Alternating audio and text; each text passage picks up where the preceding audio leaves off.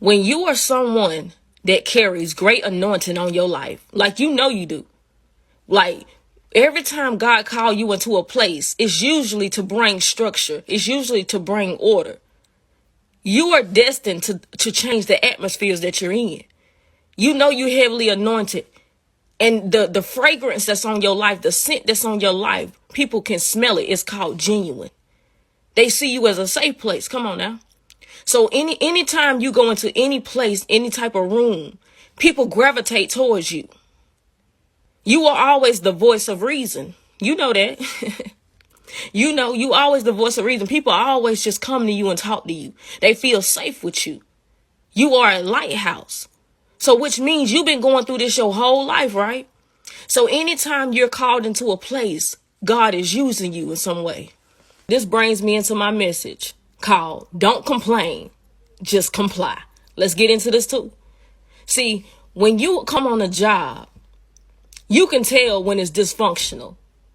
And you're usually the one that come in there and bring order. And when people see you on this job, they think that you are the manager. Even though you might supposed to be the manager. But it's because of the way you carry yourself. They automatically assume you must own this place. But you're going to come into a time where God is not calling you to do anything on this job or to do anything in this place that you're, in right now. Wherever it is, could be school, could be in a church, wherever you are. He may not be calling you to do anything in this moment besides just witness to people that you come in contact with. And can I suggest that maybe you feeling frustrated in this place that you're in because you're trying to bring order and God didn't call you to have no assignment here. It's just to relax. It's just to witness when you get an opportunity. See, God ain't call you here to change nothing. See, I knew that because I went through the same thing. See, like I said, when you hold great influence and heavy anointing on your life, everywhere you go, you usually the one that God uses to speak up for people. You always the one fighting for people. You tell it how it is. You get the business done. But this time around, God say, don't complain, just comply. Whatever they tell you to do, just do it. Because I didn't call you here on an assignment to change anything. I brought you here to let this situation change you and mold you as a leader. Come on now. Can you follow my instructions? Can you follow my instructions? See, this is a law that when you come into some territories, you're just sent there to respect what they do, how they do things on this job, how they do things over here at this business, wherever you are. Sometimes God is just calling you to comply because this is really not a place where he's want to use you to change anything. This is a place, this is a testing ground for you. He's molding and shaping your character. He's teaching you how to comply.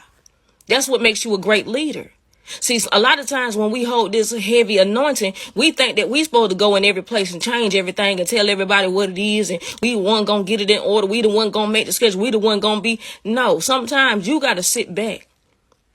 You got to take that passenger seat because there's something God is trying to teach you. He's teaching you how to respect certain territories. Come on. Ooh, that's something different because you used to running the show. So let me tell you this right here. When I was on the job before, on my old job, I was so frustrated with how they do stuff. And I'm just like, man, I don't like this. I don't like it.